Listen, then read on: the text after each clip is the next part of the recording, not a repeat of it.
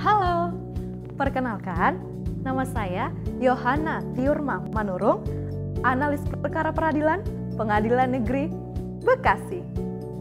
Apa ya yang dapat dilakukan oleh para pencari keadilan ketika merasa belum adanya keadilan, kepastian hukum, dan kemanfaatan dari putusan pengadilan yang dianggap belum sesuai dengan hukum atau fakta, atau untuk memperbaiki kesalahan hakim yang dapat terjadi karena manusia biasa? Ya, mereka dapat melakukan upaya hukum.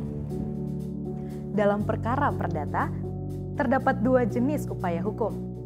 Yang pertama, upaya hukum biasa.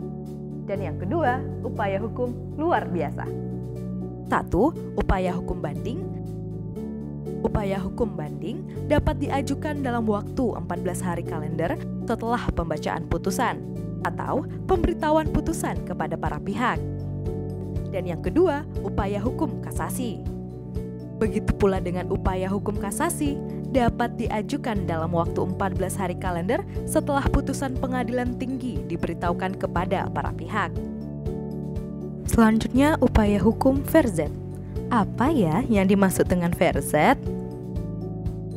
Verzet adalah ketika tergugat yang dihukum dengan verstek mengajukan verzet atau perlawanan 14 hari setelah tanggal pemberitahuan putusan verstek tersebut diberitahukan kepada tergugat, serta tidak didaftarkan sebagai perkara baru. Perlu diketahui bahwa apabila penggugat mengajukan banding pada putusan verstek dan tergugat mengajukan verzet, maka banding akan gugur.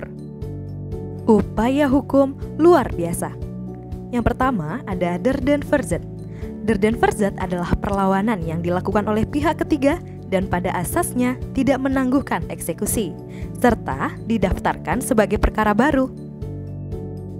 Yang kedua, peninjauan kembali dengan batas waktu 180 hari kalender dalam hal 1. Putusan didasarkan pada kebohongan atau tipu muslihat.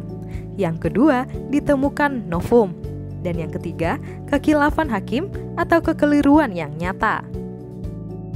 Informasi tata cara pendaftaran upaya hukum banding perkara perdata melalui e-court. Dengan syarat A.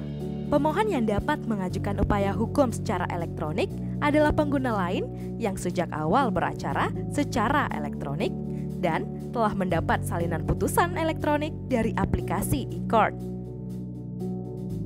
B. Pemohon mengajukan upaya hukum secara elektronik dalam tenggang waktu 14 hari dan dihimbau kepada kuasa agar mendaftarkan surat kuasa tingkat banding yang sudah didaftarkan pada PTSP melalui e-court. Biaya upaya hukum banding. Pembayaran panjar biaya perkara upaya hukum banding dilakukan secara elektronik. Upaya hukum banding diterima dan diproses oleh pengadilan tingkat pertama setelah biaya perkara upaya hukum dibayar lunas oleh pembanding.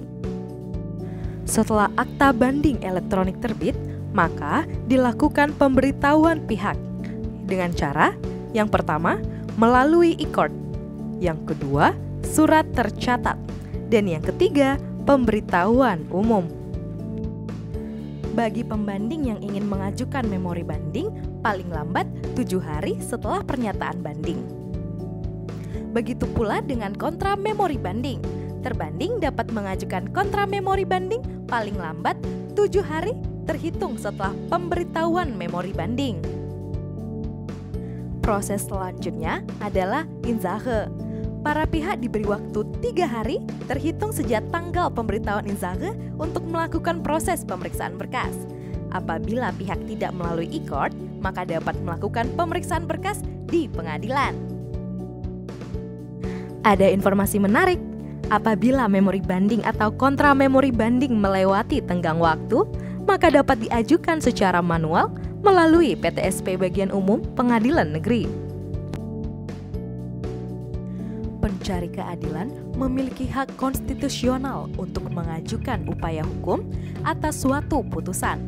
Hal ini dilakukan untuk memastikan bahwa putusan dapat mencerminkan keadilan yang sejati.